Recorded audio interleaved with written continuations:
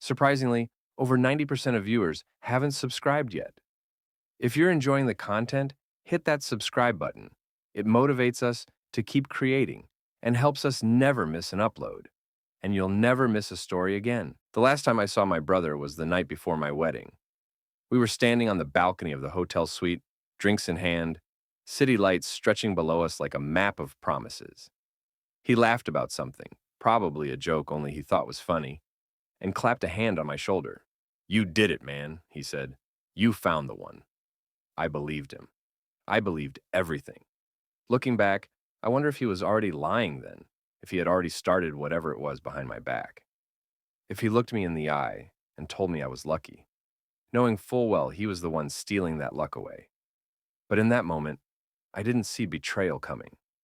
I saw my older brother, best man, my closest friend, the one person I trusted blindly, without question. And I saw my bride-to-be, Emily, elegant, smart, steady in a way I wasn't. Where I hesitated, she led. Where I doubted, she believed. We met at a nonprofit fundraiser, where I was working the sound system and she was leading a donor pitch. She spoke with clarity and conviction. I spilled coffee on myself, trying to look cool. She laughed. I fell, hard. Our first date was quiet. Cheap tacos, a long walk, and hours of conversation. I didn't try to impress her. She didn't pretend to be anyone else. I think we both liked that. 2 years later, I proposed with the same taco truck parked nearby, music playing on someone's Bluetooth speaker. She said yes before I could finish the sentence. So when I stood across from her on our wedding day, watching her walk toward me in that dress that made everything else blur, I didn't see any cracks. I only saw forever. The first year of marriage was good. Not perfect. Life never is, but good. We settled into a rhythm. She worked in city planning. I ran a freelance AV business and booked small events, enough to keep us comfortable. We saved for a house, adopted a dog, argued over furniture like all couples do. There were no warning signs. Or maybe there were. Maybe I just didn't want to see them. She'd get home late from strategy meetings. My brother Ryan, who worked for the same firm as her, always seemed to be around, helping with project reports, stopping by for game nights, laughing too easily at her jokes. I didn't think anything of it. Why would I? They worked together. We were all close. They were family. And maybe that was the point. Betrayal never comes from strangers. It was a Thursday when it started to unravel. Emily was in the shower, her phone lit up on the nightstand. I wasn't checking. Honestly, I wasn't, but the preview message caught my eye. "Last night was a mistake. We can't keep doing this. Ryan." My stomach dropped. I stared at the message, like it might vanish if I blinked. It didn't. I didn't read more. Didn't need to. That single sentence told me everything. I sat on the edge of the bed, hearing the water running in the next room, and felt the walls tilt. My brother, my wife. I didn't confront her right away. I didn't scream. I didn't cry. I went to the kitchen, made coffee, and sat in silence while she walked out of the bathroom, humming a song like nothing had shifted. But everything had. That day, I began the quiet process of unlearning everything I thought I knew. I started small, asking questions gently, noting her answers, watching her face. I asked how work was, what meetings she had coming up, whether Ryan would be joining them. She lied effortlessly. It was almost impressive.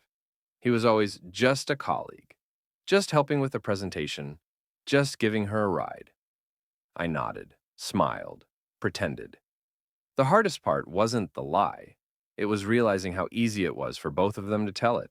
I started documenting. Not for revenge, but for clarity. I took photos of receipts, noted timestamps, traced her digital footprints without her ever noticing. Ryan's name appeared more often than it should. So did late-night texts and unexplained detours. I even installed a motion-triggered camera at our apartment entrance. Discreet, legal, mine. One night, when I was out working, I watched the footage in real time. He came over.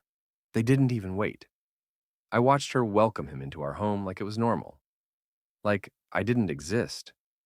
Something inside me cracked, but not in the way I expected. I didn't rage. I didn't plan to confront them with fists or fury. I made a different decision. I would disappear. Not literally, but emotionally, legally, practically. I would remove myself from the narrative so completely, they wouldn't even recognize the ending I was about to write. I contacted a lawyer the next day, explained everything, showed her the footage. The lawyer didn't ask why I was so calm. She just nodded and said, "We can work with this."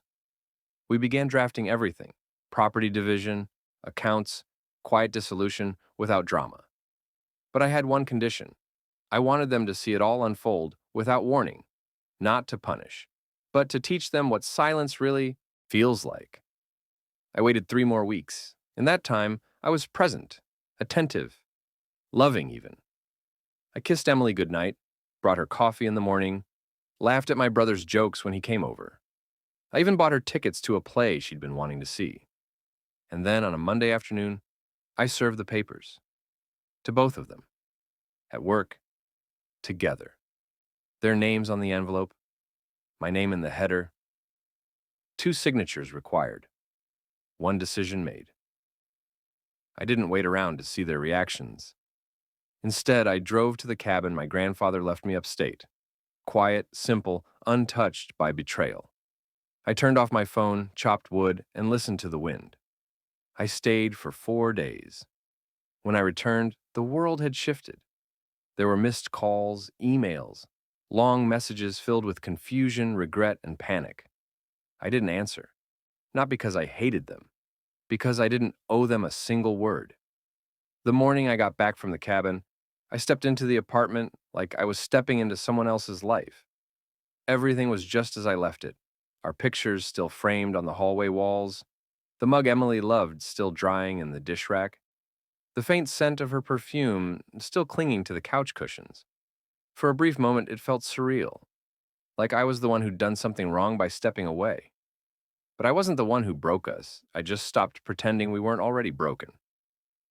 That afternoon, Emily showed up.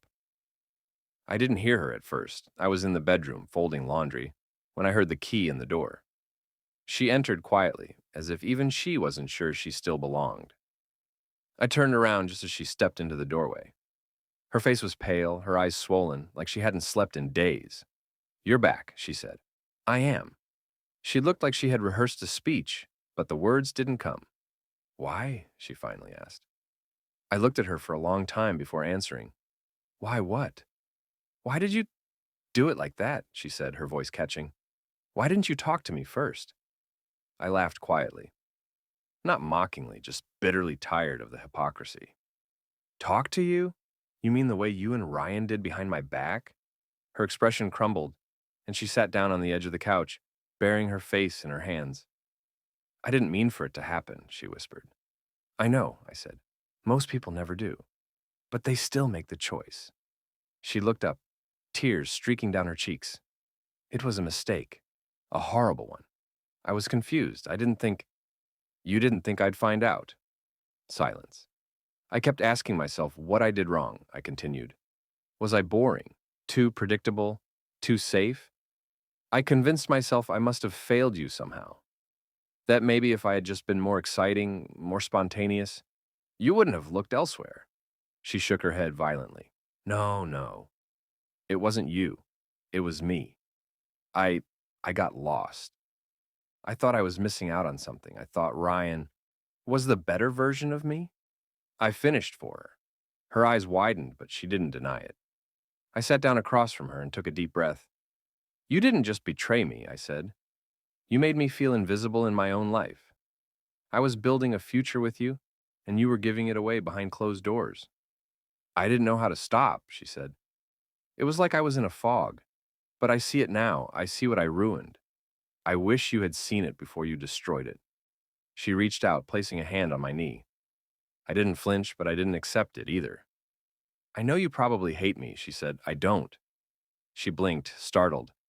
"I don't hate you," I repeated, "because that would mean I still care enough to carry that weight. But I don't. Not anymore." She sobbed then, full, broken sobs that echoed through the apartment. I stood up and walked to the door. You should go, I said quietly. But can we talk more later? Please? There's nothing left to talk about, Emily. Everything that needed to be said was said in silence, long before I served those papers. She hesitated for a moment longer, then picked up her bag and walked out. The door clicked shut behind her, like the final line of a book I was never going to reread. For the first time, I realized something. The grief I had carried for weeks wasn't grief for the relationship. It was grief for the man I had been, naive, trusting, hopeful. That version of me was gone now, and I didn't want him back. The next few weeks passed quietly. Ryan never reached out, not directly. He was smarter than that. But I heard from mutual acquaintances that he'd been asked to take a leave of absence from the firm. Word had spread. I didn't feel victorious. I felt done. I wasn't interested in revenge. What I wanted was distance and clarity. Claire, Emily's best friend and one of the few who reached out with genuine concern, checked in on me once. I had no idea, she said, sitting across from me at a small cafe we both liked. I mean, I knew something felt off sometimes, but I didn't think it was like that. I didn't think it was like that either, I replied, until it was. She was one of the few people who didn't try to make me feel better with cliches. She just listened. When I told her about the cabin and how I'd sat in silence for hours, just listening to the wind in the trees, she smiled. That actually sounds kind of amazing, she said. It was. It's where I figured out who I was without all of this. Who are you then? I smiled. Someone who doesn't beg to be loved anymore. She nodded slowly. Good. Because you deserve better. It wasn't a romantic moment. There was no spark in the air or violin music in the background. But it was real. Weeks turned into months. I sold the apartment. Too many memories. I found a small house closer to the lake where I could bike in the mornings and read in the evenings. I started working with a new group that helped install sound systems for local schools and community theaters. I built a life not in response to what happened, but in pursuit of who I wanted to become. One night, I got a letter in the mail. No return address. I opened it and immediately recognized Emily's handwriting. It wasn't long. She said she'd moved out of state, said she hoped I was healing, that she was trying to, that she understood if I never forgave her, but wanted me to know she thought about me often, not with guilt, but with gratitude for who I had been to her. I folded the letter and placed it in a drawer, not out of sentiment, but because some things don't need to be displayed to be understood. I didn't write back. She had said what she needed to say, and I had already said everything by walking away. Life moved forward. I met people. I laughed more. I learned to enjoy solitude without calling it loneliness. I rediscovered pieces of myself I'd forgotten I ever liked. Drawing, cooking, playing guitar badly, but enthusiastically. And I forgave. Not her. Myself. For staying too long. For not seeing the signs sooner. For thinking love meant tolerating whatever pain it brought. The truth is, sometimes people don't change until they lose what they took for granted. And sometimes, the best thing you can do is give them that loss, not to punish, but to free yourself. By the time winter rolled in, the house felt like home. It wasn't fancy. A modest two-bedroom near the lake, with creaky floorboards and windows that let the cold in more than they should. But it had something no place ever had before. Stillness. Not the kind that comes from loneliness, but the kind that means peace. I had hung up a few of my old sketches in the hallway, started baking bread on Sundays. Every now and then I'd get a text from someone asking how I was holding up. I always gave the same answer. Better than I expected, because it was true. The version of me that once needed closure, explanations, even apologies, that version had quietly retired. Not out of bitterness, but from wisdom. At some point, you stop needing other people's understanding to validate your own healing. One morning after a snowfall, I bundled up and walked the trail around the lake. Everything was blanketed in white, untouched, the kind of silence that asks nothing from you. Halfway through the trail, I spotted an elderly couple walking ahead of me, bundled up together, their pace slow and steady. They held hands the whole way, and for the first time since everything fell apart, I didn't feel a stab of grief watching something I thought I'd lost. I felt hope. Not that I'd find exactly that, but that maybe I could build something better. Something earned, not just given. Claire messaged me later that afternoon. She was passing through town and asked if I'd meet her for coffee. We hadn't spoken much since that first time months ago, but I agreed without hesitation. We met at the same cafe. She looked the same, calm, warm, unpretentious. She smiled when she saw me and gave a small wave as I approached. "You look good," she said. "So do you." We talked for a long while about life, work, the little things. She told me she'd moved into a new apartment, said it was too quiet sometimes, but also exactly what she needed. When we stood to leave, she hesitated. "I've been meaning to say something," she said. Back when it all came out, I knew something was off between them. I saw things, moments. I should have said something.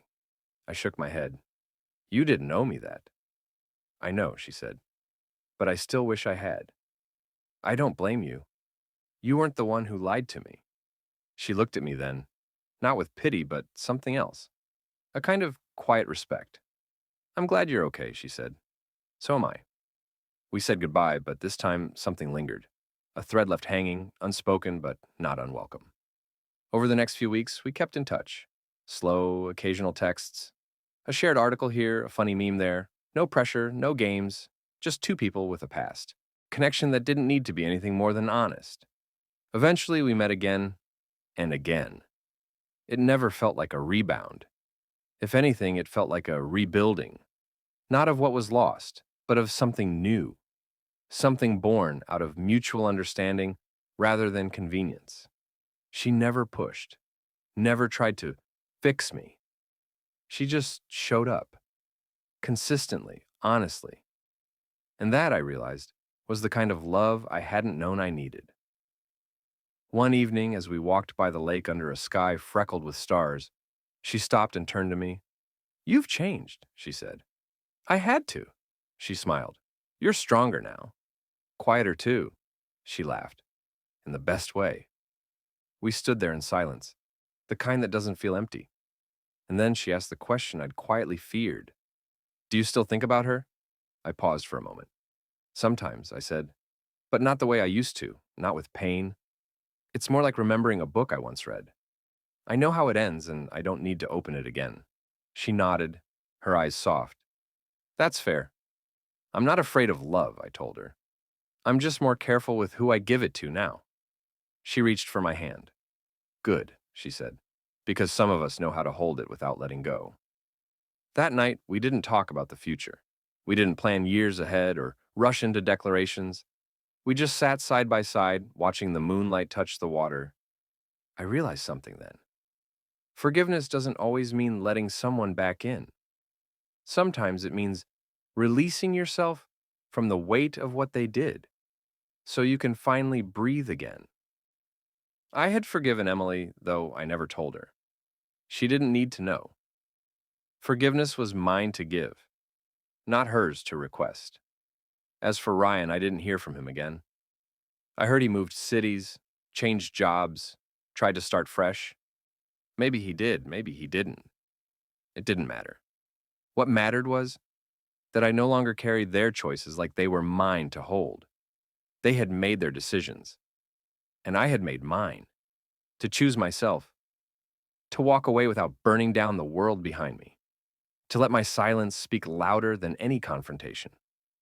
Months later, I was sitting in my living room, sunlight filtering through the windows, guitar resting on my lap. Claire was in the kitchen, humming a tune while brewing tea. The dog, yes, I kept him, lay curled at my feet, and I thought, this is what peace feels like. Not a victory, not a prize, but a quiet, steady calm that says, you survived what was meant to break you. And you didn't just survive, you grew. You became more honest, more grounded, more whole. Some people think healing is loud, dramatic, full of declarations. But the real kind? It's silent. It happens in the smallest decisions, the ones no one sees.